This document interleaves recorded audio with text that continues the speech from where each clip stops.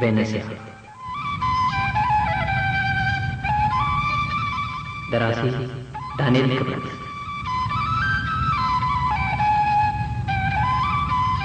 ቬኔሲያ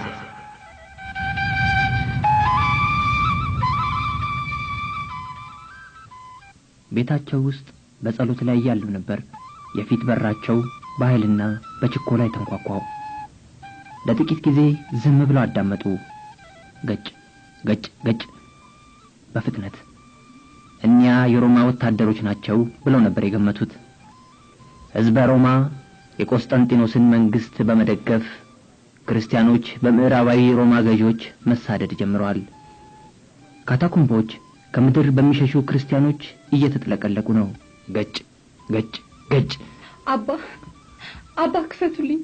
ክፈቱልኝ አባ የሴት ድምጽ ነበር ከፊተኛው ይልቅ የአሁኑ ድምጽ አስደነገጣቸው ምንናት እንዴ በዚህ ሰዓት መሽቷል እኮ ከምንዱ 6 ሰዓት አባ እኔ ነኝ አባ ልጅቷ እየተርበተበተችና በስርቅታ ድምጽ ነበር የምትጣራው አማተቡና በሩን ከፍተው ቆሙ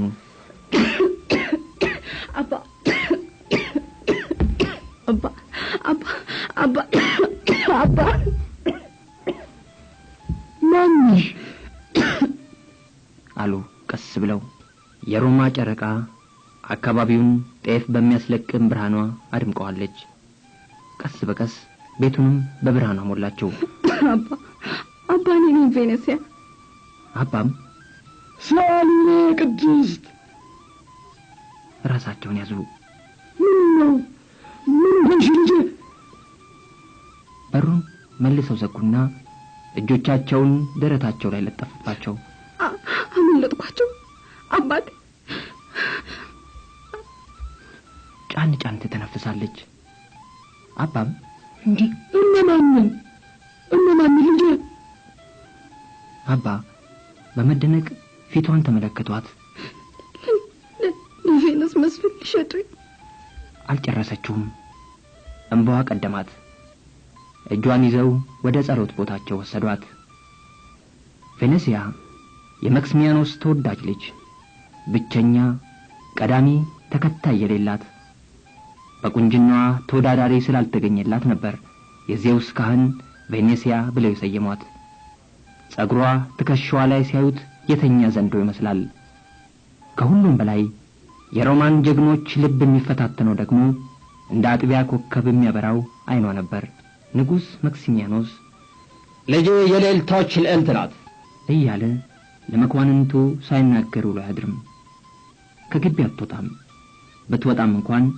በደንገጥሮቿ ተከባ ባህር በተሸፈነ ሰረገላ ውስጥ ሆና ነው የሮማ ጀግኖች እውነተኛዋ የፍቅር አምላክ ቬነስ በመክሲሚያኖስ ቤት ትገኛለች እያሉ ለውበቷ ሲሰግዱ ጠዋት ማታ ከዚያ የተንጣለለ ግቢ አይጠፉም እንዲያውም ብዙ ልዑላን መክሲሚያኖስ ዜውስ የበደለው ነገር ቢኖር ቬኔሲያን ልጁ ማድረጉ ነው ባትሆን ኖሮማ ያለ እርሱ የሚያገባት ባልተገኘ ነበር እያሉ ይተርታሉ ስለ ቆንጆዎች በተነሳ ቁጥር ተምሳሌት የምትሆነው የመክሲሚያኖስ ብርቅዬ ልጅ ቬኔሲያ ናት በልቡ ያልተመኛት በህልሙ ያልዳሰሳት ባይኑ ያልተከተላት ሮማዊ ቢኖር ምናልባት አባቷ ብቻ ሊሆን ይችላል የሮማ ልዑላን ሁሉ በንጉሱ ፊት ጀግና ለመባል ለመመረጥና በውበታቸው ቄንጠኞች ለመሆን ዘውትር የሚጥሩትና ከጥቂት ዓመታት በፊት በሮማ ቤተ መንግስት ዙሪያ የማይጠፉት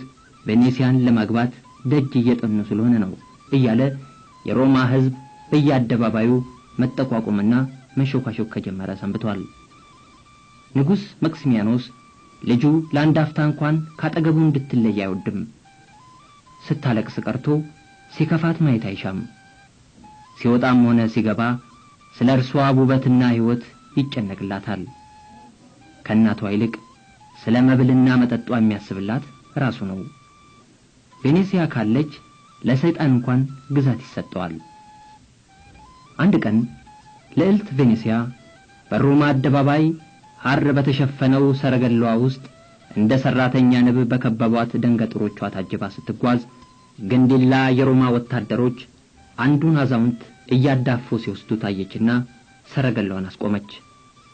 ደንገጥሮቿ ደነገጡ።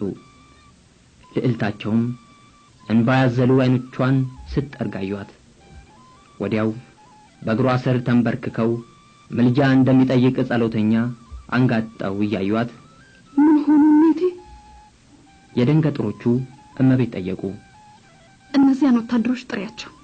ቬኔሲያ ጣቷን እየተደበደቡ ወደሚሄዱት አዛውንትና ወደ ከበቧቸው ወታደሮች አመለከተች። የደንገጥሮቹ እመቤት ጠርሲዳ ይደበድቡ የነበሩትን ወታደሮች ሲያነጋግሩ የመሸበር ሁኔታ ታዩባቸው። ዱላቸውን ወደ ብብታቸው መልሰው አዛውንቱን ከያዘው ወታደር በቀር ሁሉም ወደ ሰረገላው መጡና ለጥ ብለው መሬት ከሳሙ በኋላ በተጠንቀቅ በልዕልት ቬኔሲያ ፊት ቆሙ። እኛን አዛውንት አምጧቸው። ቬኔሲያ አዘዘቻቸው።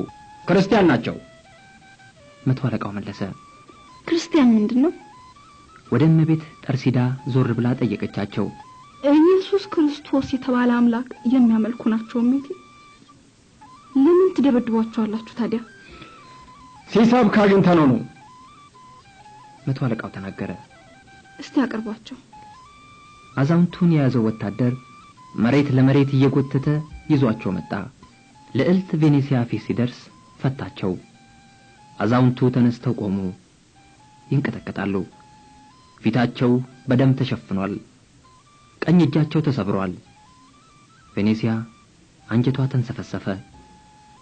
ከልጅነቷ ጀምራ ይሄ ለሰው የማዘን ባህሪ ነበራት። ደንገጥሮቿ ይሄን ባህሪዋን ከእናቷ የወረሰችው ነው ይላሉ። እናቷ እንዲሁ ወደ ባሻ ናት።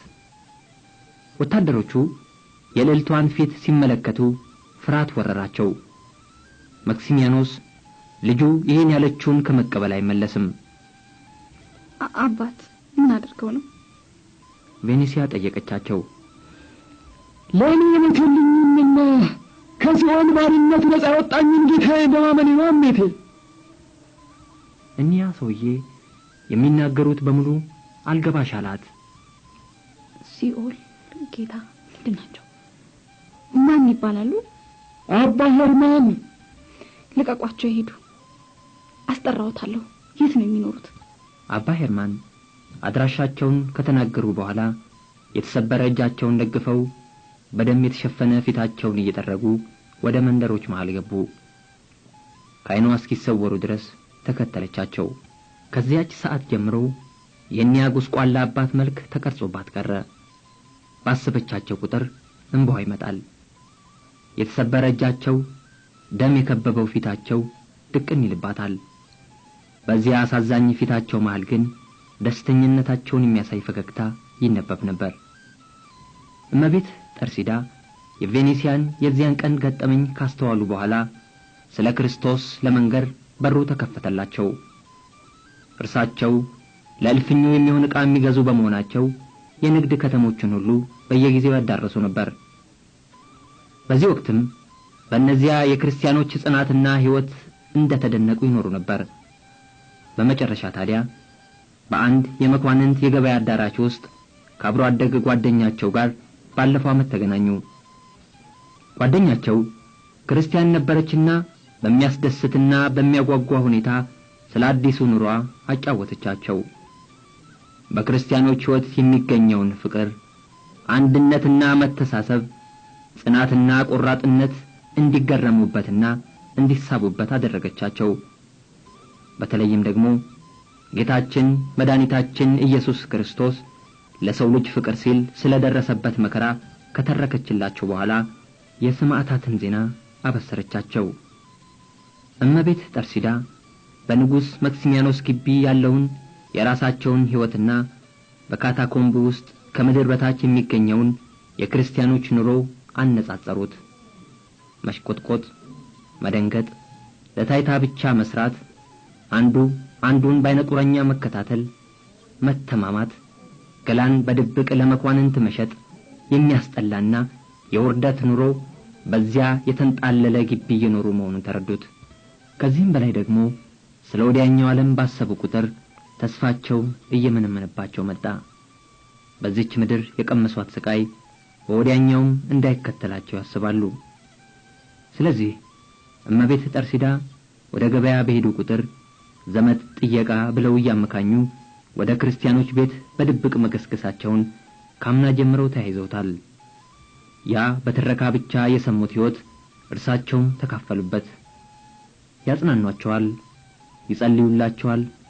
እዚያ የፍቅር ማህበር ደርሰው ሲመለሱ የመንፈስ ብርታትን፣ የአእምሮ ሰላምን ይጎናጸፋሉ።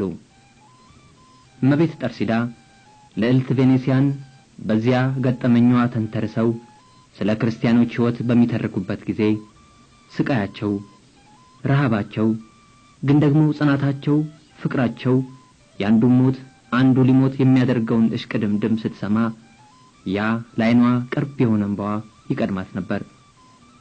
እመቤት ጠርሲዳ የልዕልቷን መመሰጥ ሲመለከቱ ስለ እርሳቸው ሕይወት አወሩላት። ለዚህ ነው እመቤት ጠርሲዳ ምንም ነገር ቢመጣብው የማይሸበሩት። አንድ ነገር በሆነ ቁጥር አባቴ እንኳን ሲረበሽ ሲያጽናኑ ትገረም ነበር። ደግሞ ለአገልጋዮች ሁሉ ሩሩህ ኖት። ልዕልት ቬኔሲያ የነገሯትንና የእርሳቸውን ባህሪ ታነጻጽርላቸው ጀመር። እኛ የተደበደቡት አዛውንት ታላቅ መምህር ናቸው። ለሰዎች ሁሉ የደህንነትን በር የከፈቱ ናቸው።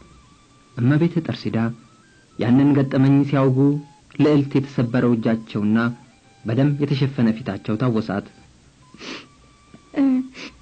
እመቤት ጠርሲዳ ግን እኔ ክርስቲያን መሆን እችላለሁ? ልዕልት ቬኔሲያ እንባዋን ጠራርጋ የጠየቀቻቸው ጥያቄ ነበር። ትችያለሽ ልዕልት። ችግሩ በአባትሽ ቤት ያለውን ጣዖት አምልኮ ለማሸነፍ ያለሽ ጽናት ነው። እመቤት ጠርሲዳ ኢየሱስ ክርስቶስ ደካሞችን ይረዳል አላሉኝም? ልክ ነሽ ልዕልት። ታዲያ እኔስ አይረዳኝም ወይስ ልዕልት ነች ብሎ ይተወኛል? እግዚአብሔር ሰው አይመርጥም። ነገር ግን ቆራጥ ልብና ጽኑ እምነት ይጠይቃል። ይህንን እንዴት ነው የማገኘው? የወንጌል ትምህርት ስትማሪ፣ ስትጸልይ። ቆይ ማን ያስተምረኛል? እመቤት ጠርሲዳ እንደርሱ ተደብቄ መሄድ አልችል። እመቤት ጠርሲዳ ከዚያች ቀን ጀምሮ የክርስትናውን ሕይወት በደንብ ያስተምሯት ጀመር።